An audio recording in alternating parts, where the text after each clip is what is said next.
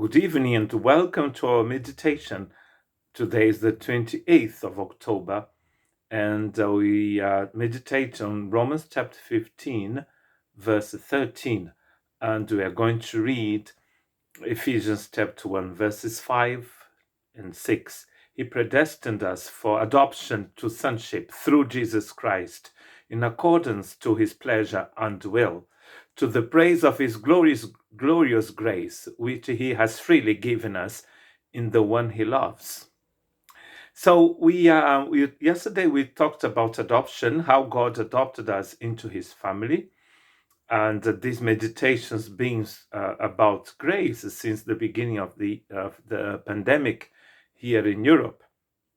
We find the word grace in our verse today, to the praise of his glorious grace, which he has freely given us in the one he loves. What an amazing text that later on in the next verse, in the verse 7 and 8, he's going to talk about redemption. And as I said yesterday, this is just one phrase, long phrase.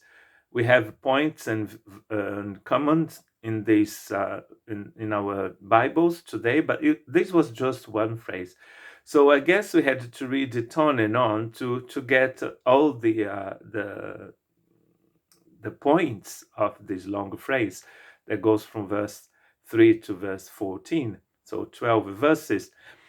But the verses were not there. So when we talk about verse 4, to the praise of his glorious grace, we have to think about everything that Paul has been saying here in this amazing text.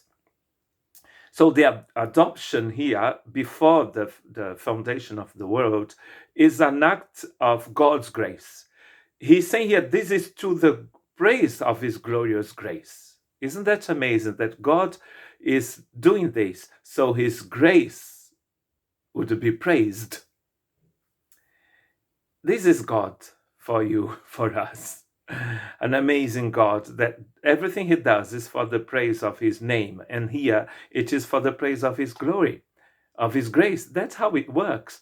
And we read in Ephesians chapter 2, verse 6 to 8, and God raised us up with Christ and seated us with him in the heavenly realms in Christ Jesus, in order that in the coming ages he might show his incomparable riches, the incomparable riches of his grace, expressed in his kindness to us in Christ Jesus.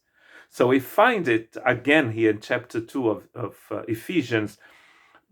Everything he did, it was in order that in the coming ages, he might show the incomparable riches of his grace. God is a gracious God, and he wants people to see that he is gracious. And people will worship God because he is gracious. If you do that, if I do that, if us human beings do that, it's hell on earth. But it works with God. There is no pride. There is no sin in God. God is rejoicing that we will be praising him for his grace. That's how we understand it.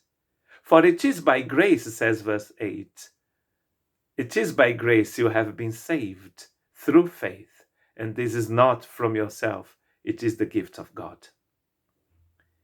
So God is a gracious God, and when you come to him, when you are adopted into his family, you will praise his grace. That's what he's saying in verse 1. To the praise of his glorious grace is not just grace, it's glorious grace. The glory of God's grace.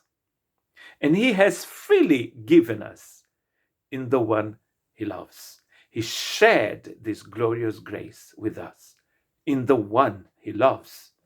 The one he loves, it is the Messiah, the Son of God. It is in the Son of God that we are blessed. Why are we so afraid of being blessed by the Son of God? In our different religions, the ones we invented, we abhor this. We don't want this. We don't like this. We don't want the Son. But here, Everything he has done for us, he has done in the one he loves, in the Messiah. It is for the pleasure of his will, for the praise of his glorious grace. It's not for our glory, because we haven't got one. So we delight in God's grace. We delight in his glory. The more you delight in God, the more you'll be delighting in his grace, the happier you will be. You were created for this, to be for the praise of God's glory. God bless you.